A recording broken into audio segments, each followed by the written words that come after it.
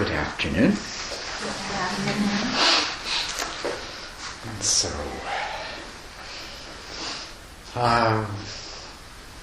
yes, what questions do we have to deal with? I think we still have a number. You had questions yesterday. All gone now? It's going to take some time. I think Scott wanted to know about non-self. Yeah. That's true. Yeah. Well,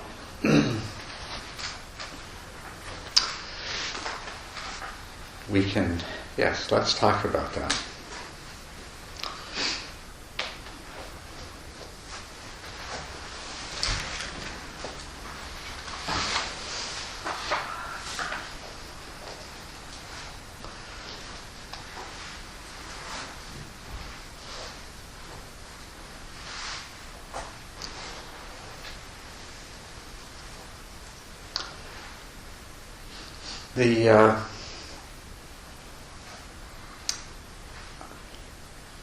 Basically, how you go about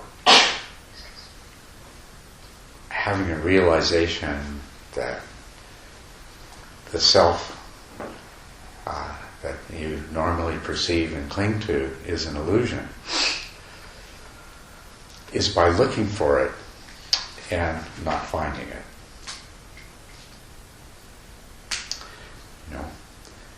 The way that you would go about discovering that there's no pink elephants here on this property is by looking for them and not finding any, right?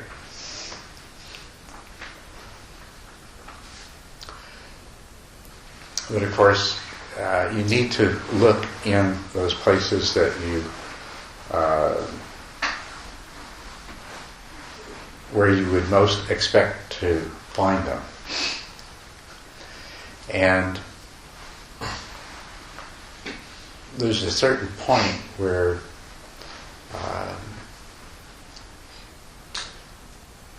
as a result of the process of looking, that you achieve a certain certainty that indeed you looked everywhere that you would have expected to find something, and you find that it's still not there.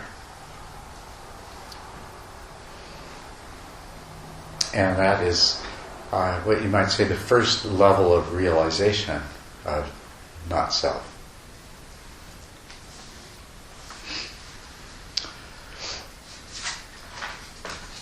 So last night I talked about that in order to have a clear, to achieve these insights and to have a clear perception of insight into any of the three characteristics, you needed to be coming from the right view. You needed to have the right view, which is to recognize that your experience consists of a series. The totality of your existence consists of a series of conscious experiences. And let me just explain that there are those periods you might wonder about, well, what about when you're in deep sleep? Or what about when you're in anesthesia?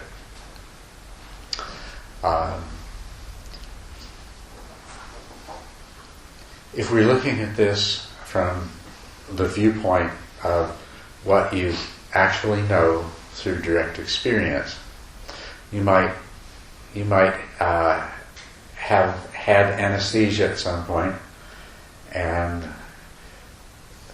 there was a period where there was no experience, and then there was a coming back into normal consciousness. So that's really all that you need to be concerned about. You don't need to be concerned about with what happened in between. When we look at deep sleep, we actually find that there is a certain awareness that is present even there. So you can I think, understand and accept that the entirety of your existence consists of a sequence of conscious experiences following one after another. And then the guidance that the Buddha gave us was that as an individual, what is present in each of those experiences are the five aggregates, or the five skandhas. So it is those which we examine, looking for the self. We examine sensations, the experience of sensations very, very closely. And we examine them in order to discover a number of different things about them. But in particular, with regard to no self, we examine sensations to see if there is any self in the sensations.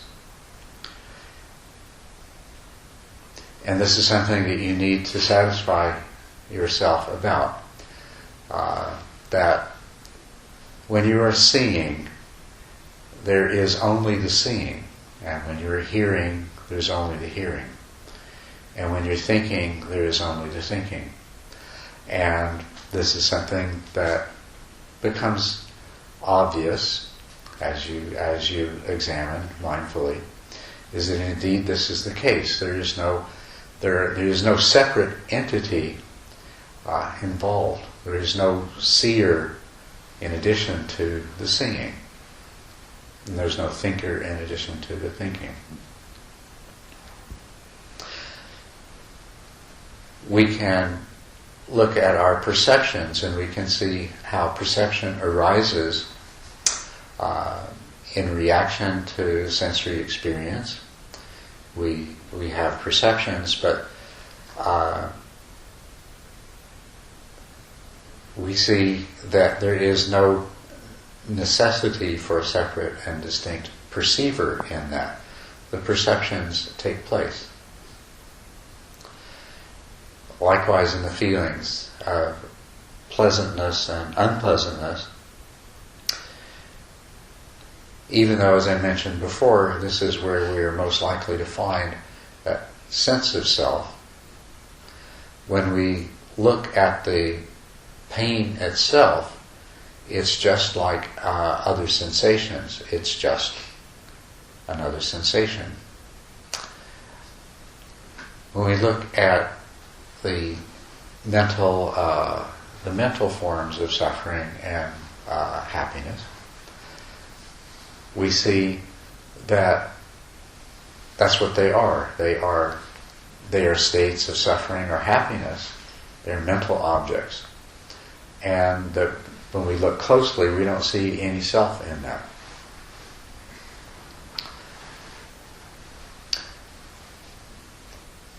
So it's a process of examining these things and satisfying ourselves gradually through consistently looking for. And whenever you think you may have discovered a self nature in this, then that's wonderful. Continue to investigate that. Continue to investigate that and see where it takes you. Now the other part of this is to examine the sense of self that we have whenever it arises. The same thing in mind, that, aha, this is where I'm going to find it. So,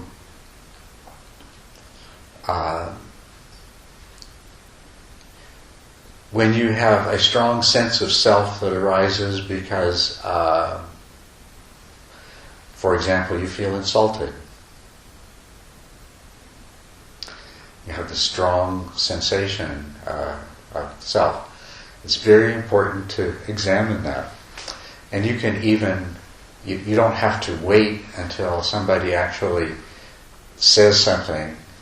You can in meditation, you can imagine being insulted, or you can remember being insulted to bring that to mind. so that you can examine it and say, okay, where in this is the actual self? This is a very good practice. You do this with all the circumstances in which there is the ordinary awareness of a sense of self. And so investigate them to see whether or not indeed you can locate a self in this.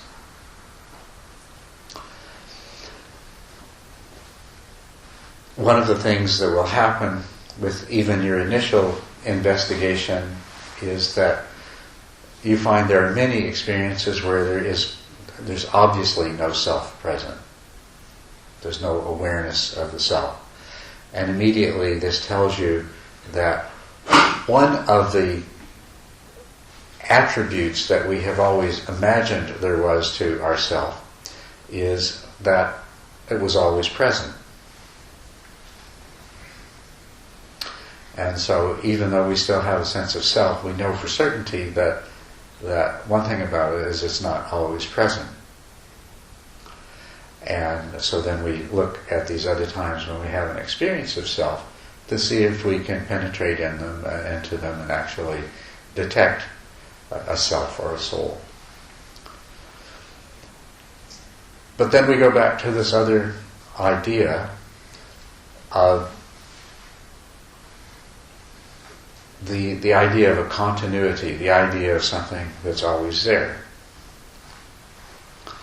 And part of our sense of self involves this continuity, that even though we know that the body that we had 20 years ago is obviously very different, and the mind that we had 20 years ago was obviously different, we do have this sense that it is the same self there. So we need to investigate that and find out what is the basis of that, and what is the validity of that. And you need to do this yourself. You need to satisfy through your own investigation. But what you will discover is that there is indeed a causality. You know, there is a causal connection that links all of these different moments of experience together. And if you can see that here I am now, this is one moment of experience. I have these sensations, the sound of the airplane, seeing you, the feeling of my body, the Vedanas of pleasant and unpleasant, and the mental formations and everything else that are there. And this is constantly changing. The sound of the airplane is fading away. I'm looking first at one person, there's this image. As soon as my eyes move, there's a completely different image. The Vedanas of pleasant and unpleasant or neutral are constantly shifting as whatever it is that I'm taking as object changes. There's a perception associated with each one of these. There is no airplane in that sound. That's just a perception. Where does that come from? Mental formations, a particular mental formation called forward by the presence of the sound.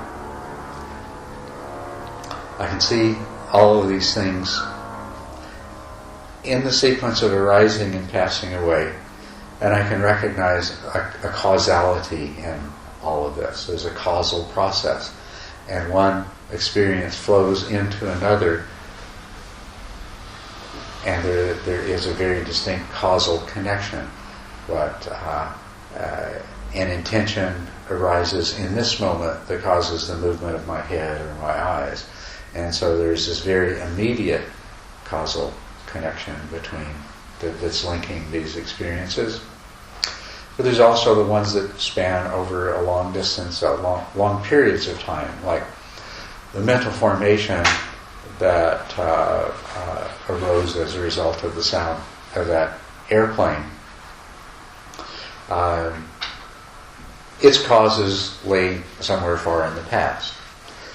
And the information and ideas that I'm calling forward in order to talk to you right now, these have existed in my mind for some time.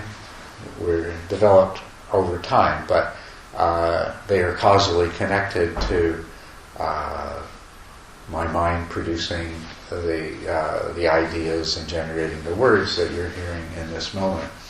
There is this continuous causal connection. It's a very integrated and interrelated and interwoven, many different strands of causality continuously interwoven. Not so densely interwoven, though, that we can't decipher them, at least clearly enough to understand the process that's taking place. Don't have to unravel it 100%. It's way too complex for that. Just need to unravel it enough to see that it is the same interweaving of causal strands that is responsible for the continuity and all the different aspects of experience as it unfolds over time. So that in its simplest form, it's like you take an axe and it has a wooden handle and it has an iron head. Now, through time, the handle becomes worn and broken, and so it's replaced with a new handle. But we still think of it as the same axe.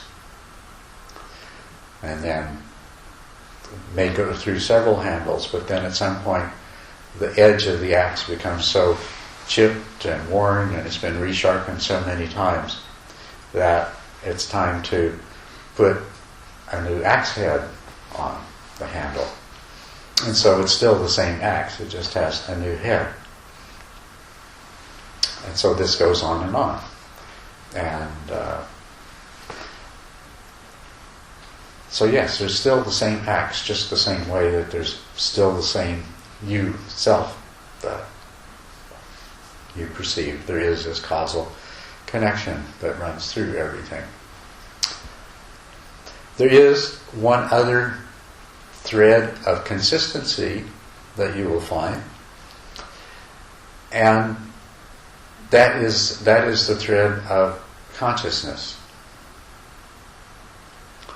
That all of these experiences, the only ones that you have access to, the only ones that carry any significance, are the ones that are associated with consciousness, and we see this thread of consciousness. And so, in the process of searching for selflessness, if you carry out the investigation very carefully and very diligently, you'll become quite satisfied that there is no self in any of these other things. That, as we've said, the mental personality construct that's capable of becoming insulted or inflated when praised or so forth, we will come to see clearly for the nature of what it is, and we'll be unable to identify any abiding entity that we can identify as self in that. And even the sense of self that arises in association with many of our experiences, it will become clear to us that this is really indistinguishable in its nature from any of the other types of mental objects and any of the other types of feelings that the mind generates, and so that we can see that it too is a temporary, conditioned, mind-created phenomenon that sometimes arises and at other times does not, and that there's no distinct and persistent entity in that we can label as self. So we will gravitate towards the idea that, well, it's this consciousness. This consciousness must be the self. It becomes, with almost certainty, it will come down to the point where This is your last best candidate. Okay. If there's a self, it's consciousness itself. And so then the examination of consciousness must be done very carefully, but you are conscious of mental objects and you're conscious of sense objects. And there's eye consciousness and there's ear consciousness and there is mind consciousness, and they're very different from each other. The consciousness associated with saying, eye consciousness, is very different than ear consciousness. And if you examine that, you can satisfy yourself with that case.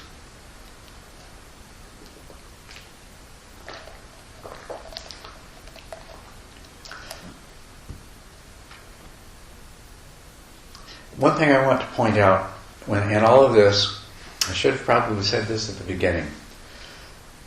When I say investigate, some of this is thinking, but most of it is something that you do.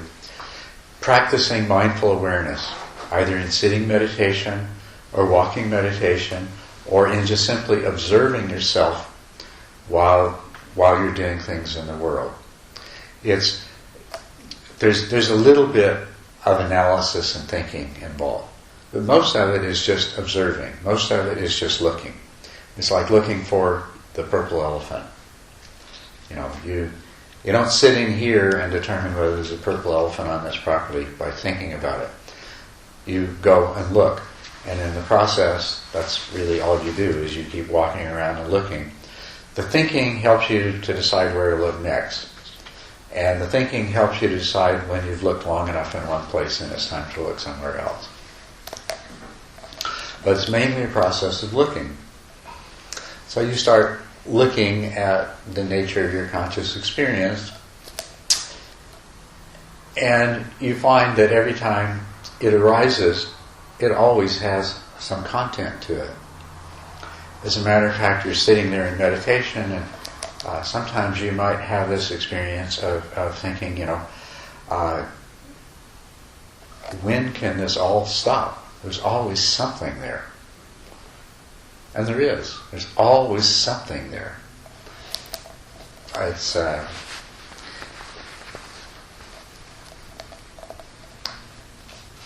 and you'll come to the conclusion that, okay, consciousness too seems to be impermanent, to arise and pass away, to come in many different forms. And the form that it comes in is dependent upon the object. Consciousness is not only temporary, but it is dependent. Eye consciousness arises when a visual object appears. And it disappears when there are no visual objects. And so you recognize that at least the sort of consciousness that makes up our ordinary experience and that we can validate through investigation does not have any kind of a self-nature to it. So what you discover through this process of learning, and what you can become very satisfied with through the direct investigation, is that self as a concept is real, and self as something functional in the world is real. But it does not have that kind of permanent, persistent, constant, unchanging, unvarying, always present reality that we would like to attribute to a sense of self.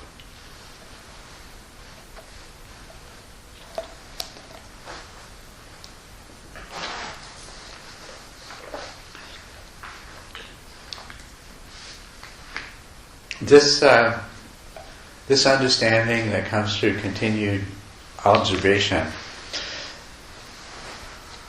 what you want to do is you want to keep satisfying yourself over and over again that indeed there's no self in this, and there's no self in that. And when you're sitting and meditating,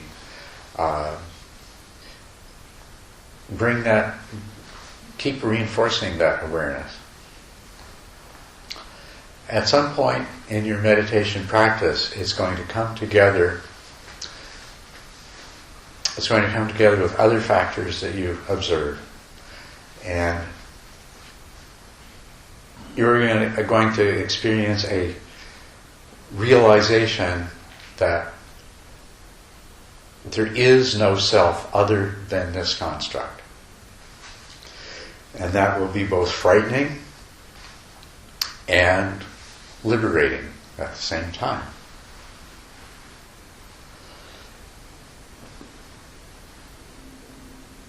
It will be frightening because the mind doesn't know how to deal with this.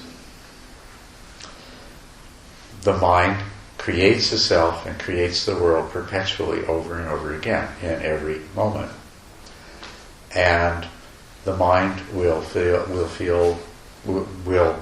experience a sense of instability and loss and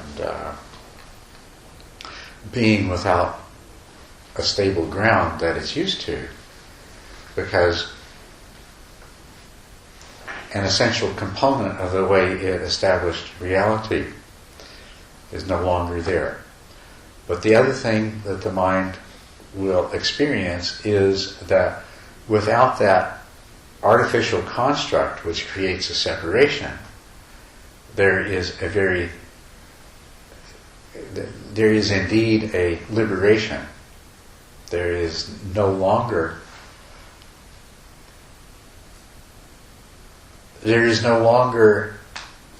a dynamic between that which is not self and that which is self, upon which the health and well-being and pleasure and pain and everything else of the perceived self depends.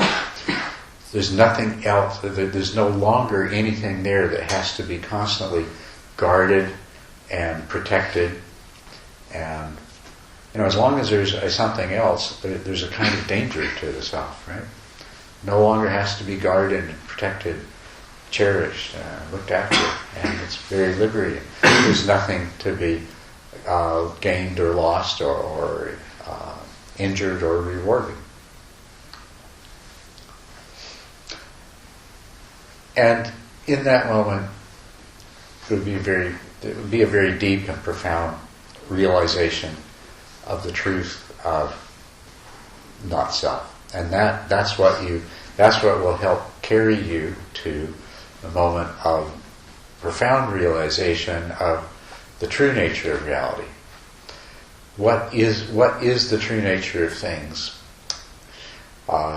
If there is no self. Well, there is another side to this no self too, which, with any luck, will also be developing in an understanding of it developing in your mind at the same time, which is that all of those things of which what is not self, what is other than self consists of, you discover in the same way that they are also projections of the mind, that their reality is also only relative. I mean, obviously we're not denying the relative reality of physical objects and other people, and this is the arena in which the self functions. Is that there are other objects which can be interacted with, and there are other people. But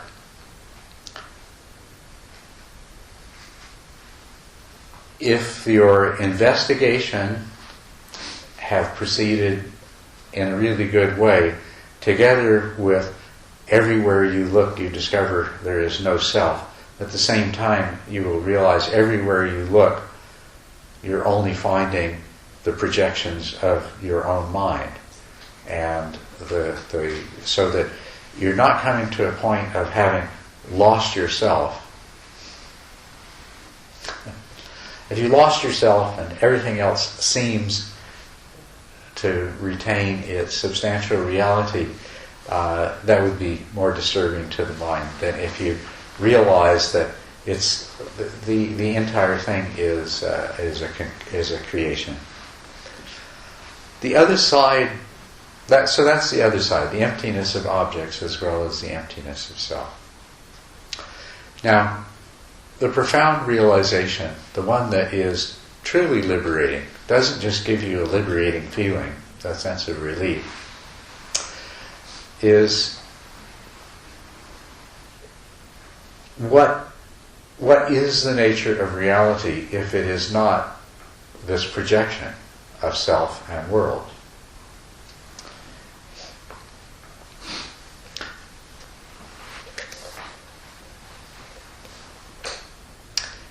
And that is the experience. That's the experience of nirvana. That's the direct experience of the emptiness of self and world. And that is what, having known that, the mind no longer has the need to cling in the same way to the sense of self and the perception of self and the constructions of self. Because we are human beings in bodies, in order to continue to live and exist, our mind will have to go back to creating projections, including a projection of self and a projection of the world, so that we can act and interact and do the things that are necessary. But having seen the reality, the truth that lies beyond this mind-created illusion, we no longer have to believe in it and therefore be subject to the desires and the fears the desires and the fears that it generates.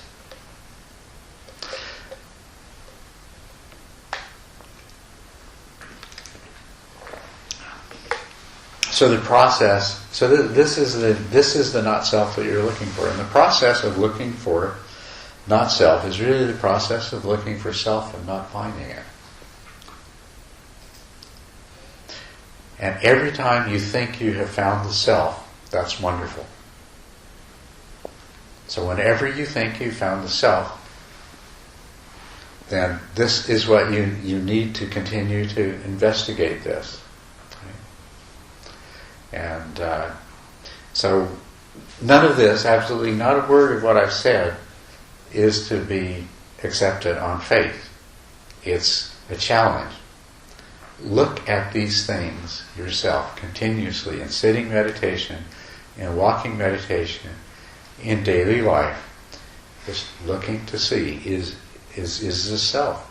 Is there self in this? Is there a self nature? It might be helpful to keep in mind that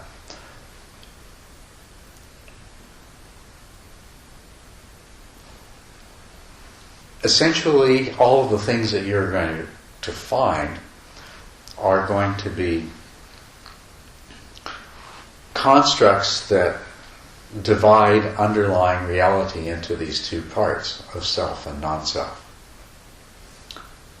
And so what happens whenever you look at something that you think might be self and you discover it's non-self, then what you do is you take it out of the compartment called self and you move it over to the other compartment called non-self, or not self.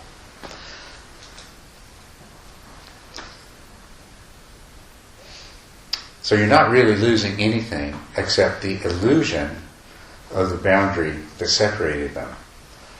All of the things that you examine and investigate, the result of your examination and investigation isn't the annihilation of anything. Nothing gets destroyed. You drew the line here, And now you say, oh, that's not right, and so you draw the line in a different place, and it encloses a little smaller area. That's all. So there's absolutely nothing lost in this. Nothing is destroyed, except an illusion.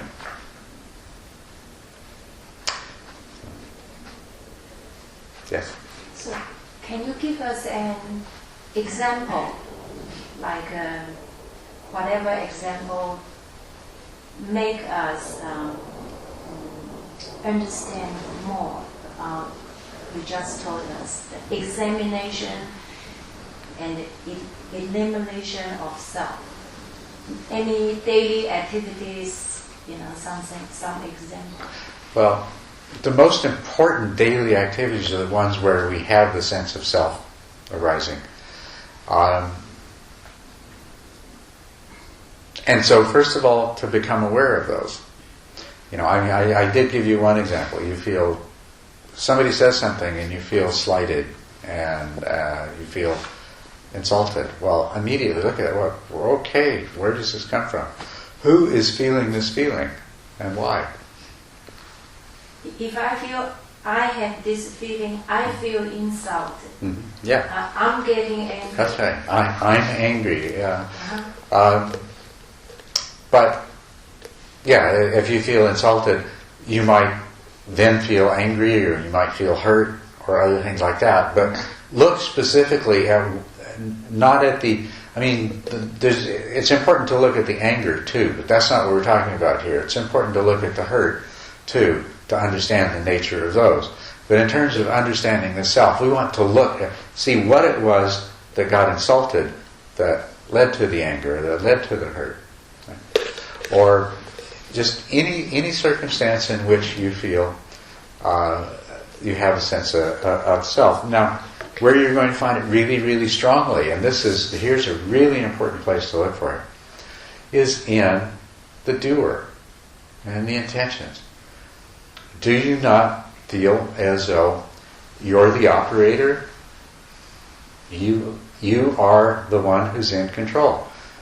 I'm the one that's going to decide what to do and what to say. You're sitting in meditation and your mind wanders.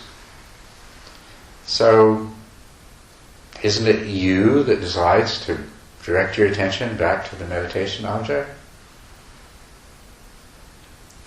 Well, if it's not me, then who did it? Somebody. Look for where does intention come from? And in all of your daily actions. So, a fly lands on your forehead, okay? And you feel it walking around. And you experience a feeling of aversion to having a fly walking around on your forehead. And so you intend to brush the fly away. Where does that intention come from? This should be a fairly easy example. Now, you tell yourself, well, I decided to brush it away, right? But did you really? Didn't you already have a lot of mental formations associated with the idea of flies crawling around on your head? Does not that feeling of those little tiny legs landing on your skin, does that not produce a sensation of unpleasantness? Do you not have a whole history of programming your mind and your body to respond to things like that by removing them? Did you really decide anything? Or did not something that was already... Didn't something just play itself out the way it was already programmed to, the way it inevitably had to? But then again, you may reflect on this when that fly lands on your head and say, well, I can decide not to. I can decide to let it stay there.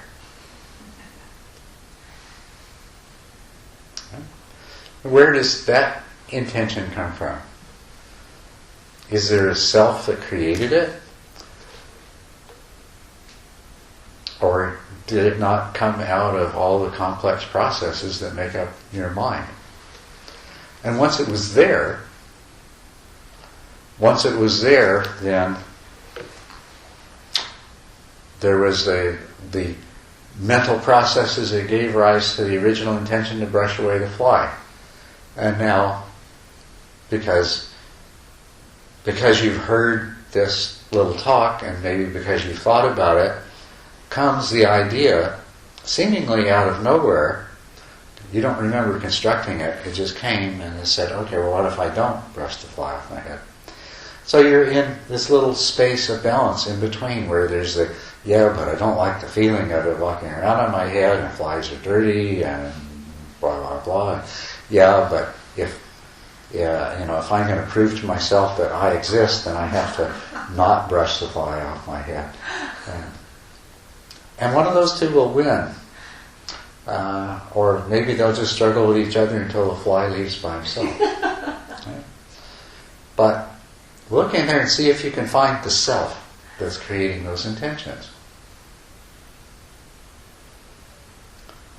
Or is it just consciousness watching the whole thing unfold?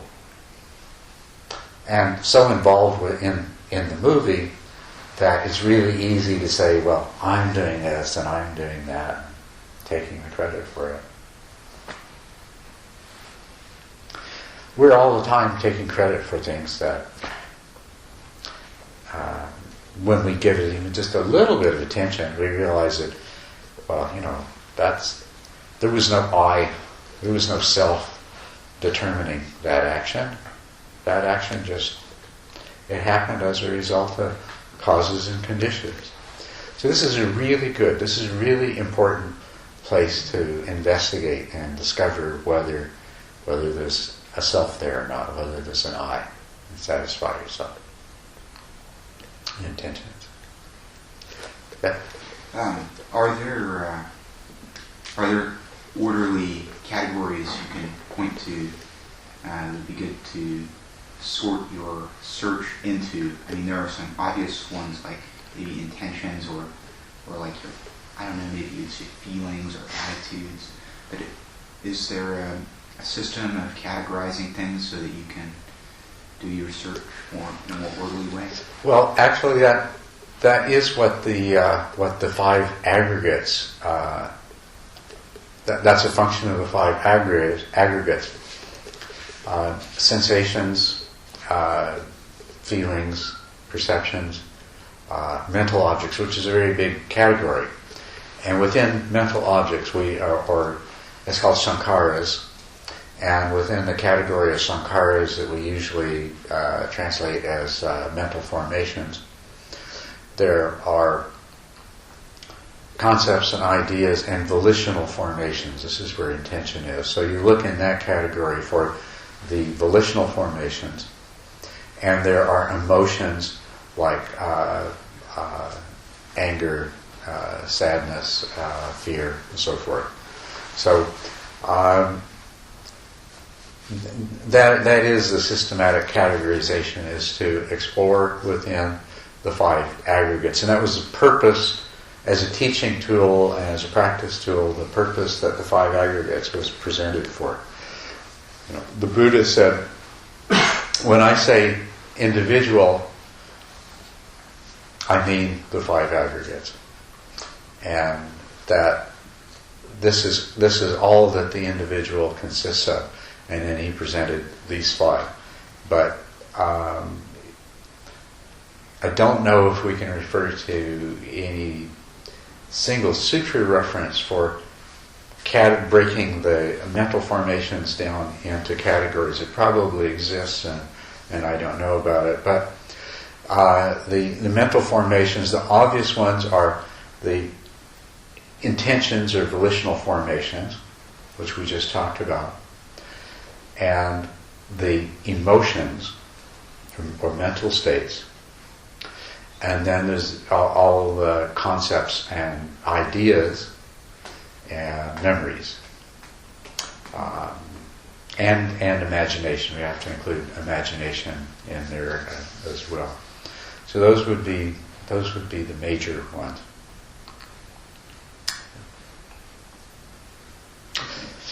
Keep in mind when we also, just to clarify, in the category of feelings or Vedana, there are pleasant feelings. There are two kinds. There are physical pleasant feelings of physical origin, the pleasantness associated with the senses, and pleasantness that arises, that's of mental origin, that arises in the mind. And likewise with pain, physical and mental. So in doing your investigation, that's the category where you find both mental and physical pain and pleasure. You have a question? I was just gonna, it sounds like consciousness you were defining as just sort of various sensations. What about the mind? I mean, how do you define that? The mind encompasses all of these things. The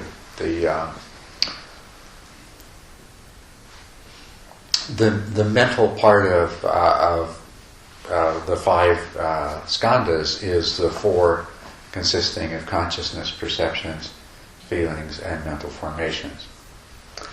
And the usage of the words mind and consciousness has been very, very inconsistent in Buddhist literature and all the different traditions. So this is something that can be quite confusing when you're reading things.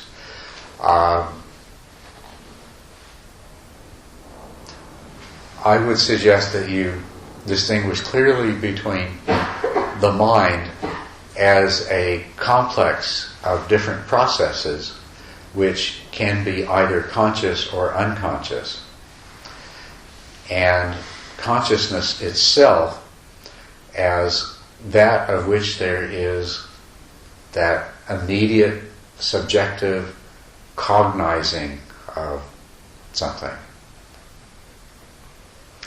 There is something else that is even more poorly defined and not very clearly described at all, and that is that you can have sensations that register in your mind that you are not conscious of, and we don't really have a good language to describe that. But you can be, how would we say, subconsciously aware of things, but you're not consciously aware of them. And so we need to make this distinction too. So there are mental processes that are subconscious, and there are even sensations that are subconscious, and there are mental formations and ideas and intentions that are subconscious. What you're consciously aware of is just a small part of the contents and activity of the mind, and even only a small part of sensation. In any given moment, if you direct your awareness to your leg, there's all kinds of sensations there. If you direct your awareness to hearing, there are many different sounds. But you won't be aware of all of those at one time. As a matter of fact, most of the sensations that you're experiencing in any given moment, you're not conscious of. But they are still registering within your mind in some sense. Because if one of those sensations is something unusual, an unconscious process of your mind will cause it to become conscious. So even though you're not conscious of it, that it's still registering, it's still making an imprint, there's still a kind of awareness. And most of it never becomes conscious. But the fact that some of it can and some of it does demonstrates to us, it makes us really clear that there are these unconscious awarenesses and these unconscious mental processes taking place. So mind, when we say mind, it has to encompass all of that. I mean, I don't know how we can speak meaningfully of mind and just speak and make it a synonym for consciousness, because that's not very realistic. It doesn't correspond to our actual experience very well. Do you have to be able to verbalize it to become conscious of something, though? Well, what would your answer to that be? Do you have to be able to verbalize something to be conscious of it? I don't know. I think I do. I mean, to be conscious of how many stairs going up, Well, there are some things. Let me just point out a few things to you. Okay. It is true that we are so used to continually verbalizing the contents of our consciousness that it may at first appear that the verbalizing and consciousness are the same. But if you look closely, and especially in meditation, you can be aware of all kinds of things that are not being verbalized. Thoughts are being verbalized. You can observe the sensations of the breath without there being any verbalization associated with that. As your mind calms down, you'll be aware that you have thought processes taking place.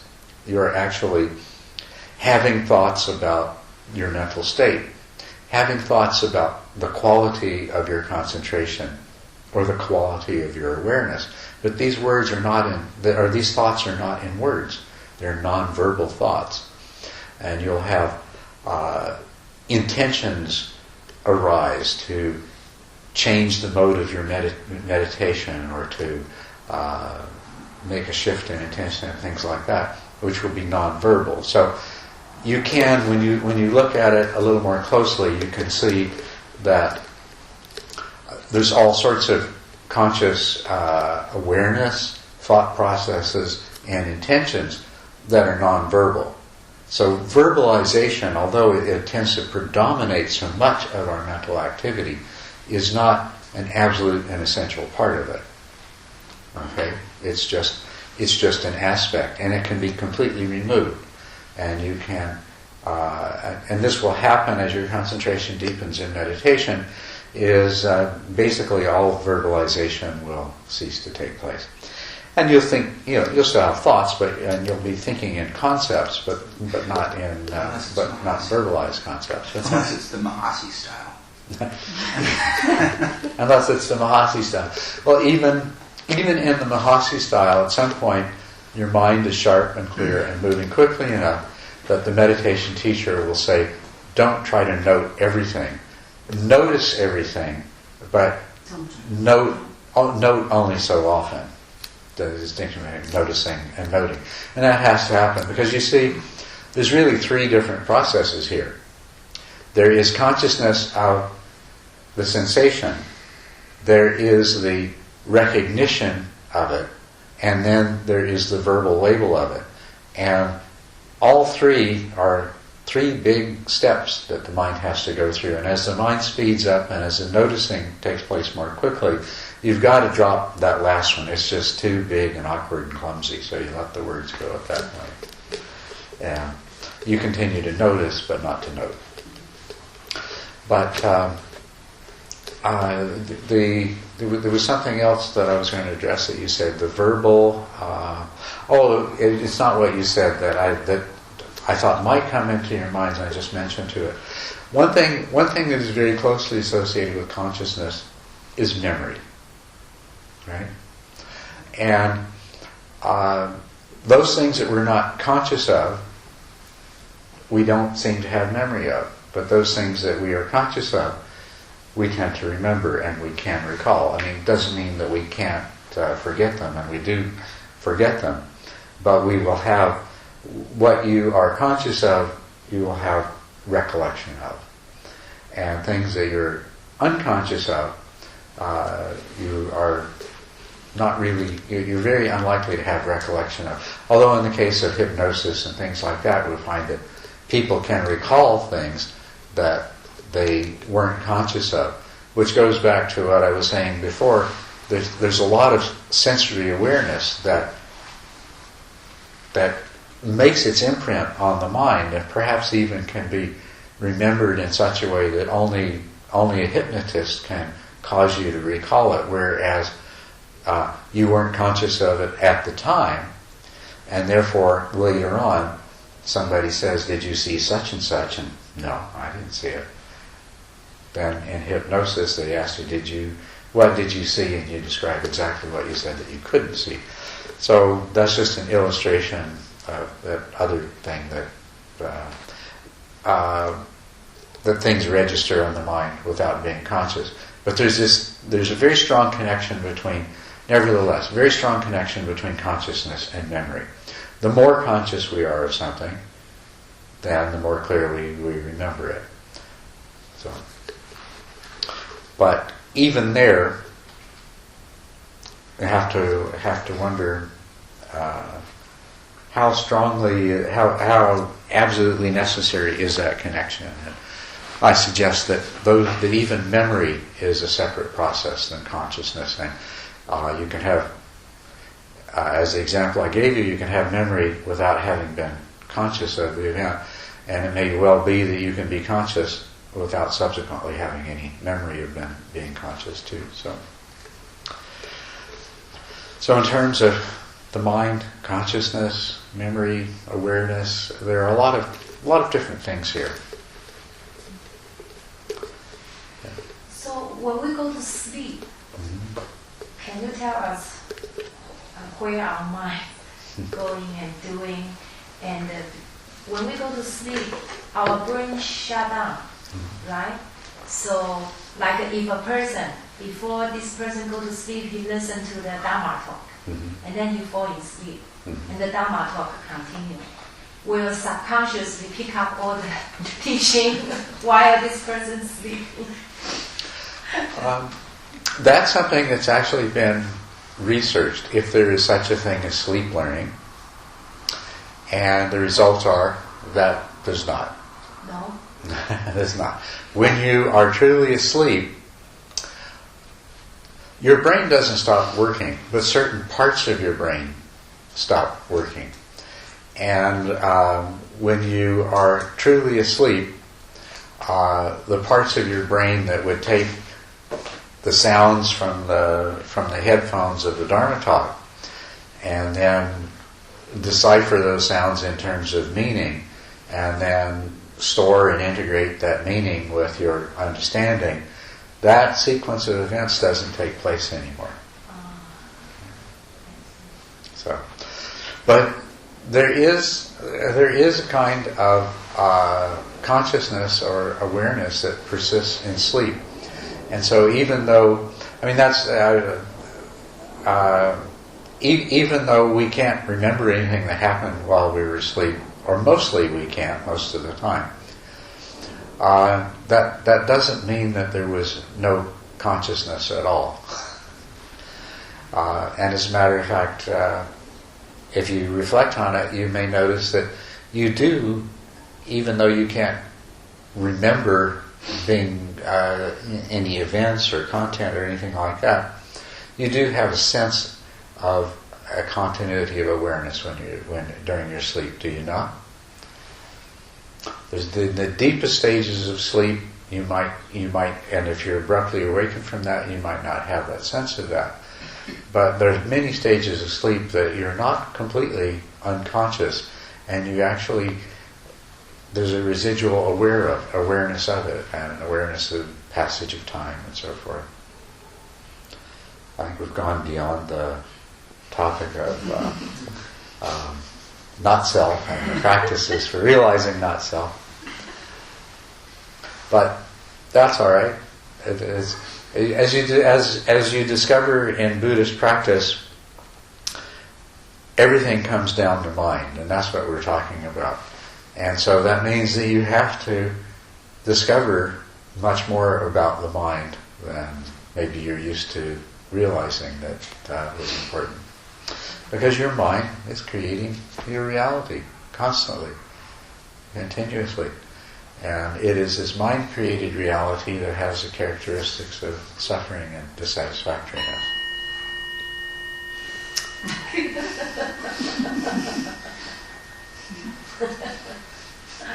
say something? It's just a sensation. OK，当我了解无常之后呢，有一段时间我在练习经行的时候，我是把自己当一个死人。你翻译。Okay. When I practice, when I understand the impermanent, and when period of time when I do the walking meditation, I just pretend I'm a dead person. 一个活着的死人。Yeah, you get a life of that person. 那我只有当下的觉受，但是呢，不会对他有想象跟的没有想象，就是说只有单纯的觉受，而没有对他起任何的想象这样。I want myself only pure sensation, do not have any any imagination about the sensation. I practice that. 我觉得这好像跟无我是蛮相像的。And I feel this is similar like a no self. Is that right? 要问是吗？对。Is that right? I believe it probably is. I think it might very well be a way of experiencing no self. Yes. I could, based on that, I would make a suggestion that something that any of you could do is, when you're doing walking meditation, think of yourself as just that I am just a witness from another planet, and I'm witnessing the inner functioning of a very sophisticated robot, highly programmed, sophisticated robot, and I'm just watching it do its thing. Yeah. So that's That's my way to practice. yeah. Okay. All right. Well, I hope that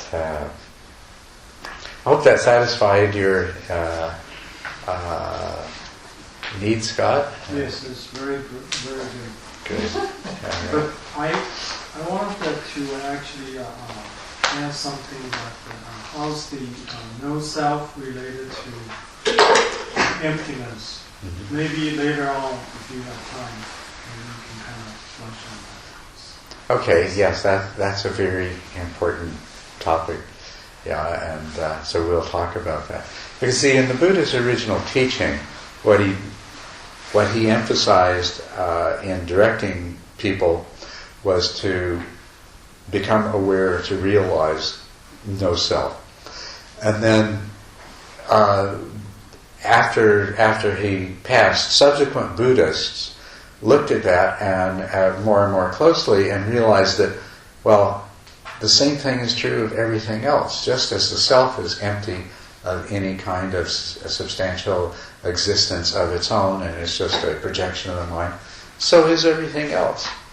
And so the concept of emptiness, which the Buddha actually did teach, but he didn't speak that much about.